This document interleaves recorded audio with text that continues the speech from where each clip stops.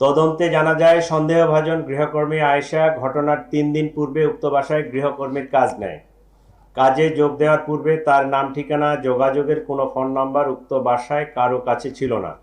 সন্দেহভাজন আয়েশাকে শনাক্ত করার জন্য পুলিশ উক্ত ভবনের আশেপাশের সিসিটিভি ফুটেজ সংগ্রহ বিশ্লেষণ করে, কিন্তু কাজে আসা যাওয়ার সময় সে মুখ ঢেকে রাখত এবং তার চেহারা শনাক্ত করা সম্ভব ছিল না। এমনকি তার বাসার ঠিকানাও কেউ জানত না। এবং তার গলায় যে পোড়া দাগ এবং জেনেভা ক্যাম্প এলাকায় থাকে আয়েশা নামের এক গৃহকর্মীর খোঁজ পাওয়া যায়।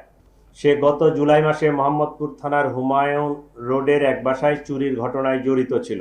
আয়েশাকে গ্রেফতার করার জন্য পুলিশ প্রথমে হেমায়েতপুর তার মায়ের বাসায় অভিযান পরিচালনা করে, কিন্তু তার মা জানান তারা রাত্রে বাসায় ছিল কিন্তু সকালবেলা বের হয়ে গেছে। আয়েশার মাকে নিয়ে পুলিশ রাব্বির মায়ের বাসাও যায়, কিন্তু সেখানেও তাদের পাওয়া যায়নি।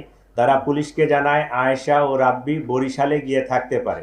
এক পর্যায়ে তাদের নিকট প্রাপ্ত তথ্য প্রযুক্তির সহায়তায় পটুয়াখালীর দুমকি থানাধীন প্রত্যন্ত নলুয়া এলাকায় অভিযান পরিচালনা করে পুলিশ, কিন্তু সেখানেও তাদের পাওয়া যায়নি। পরবর্তীতে এডিসি মোহাম্মদপুরের নেতৃত্বে থাকা পুলিশের আভিযানিক টিম ঝালকাঠি জেলার নলছিটি থানার চরকারা গ্রামে আয়েশার স্বামী রাব্বির দাদার বাড়িতে বুধবার গতকালকে 10 ডিসেম্বর অভিযান পরিচালনা করে এবং বেলা আনুমানিক 12:30 ঘটিকার সময় আয়েশা ও তার স্বামী রাব্বিকে গ্রেপ্তার করতে সক্ষম হন। এ সময় তাদের কক্ষ তল্লাশি করে গৃহকর্মী আয়েশা কর্তৃক চোরাইকৃত একটি ল্যাপটপ উদ্ধার করা হয়। একদমই ক্লুলেস একটা ঘটনা ছিল। সে মোবাইলও ইউজ করতো না, ছবি টবি কিছুই ছিল না, কিন্তু তার এই যে গলার সাইডে যে পুরা দাগটা, এইটাই আমাদের একটা ক্লু। কারণ এই পুরা দাগ নিয়ে এর আগে এই মহিলা জুলাই 25-এ ধরা পড়ছিল। এইটা আমাদের থানায় একটা মোহাম্মদপুর থানায় জিডি ছিল।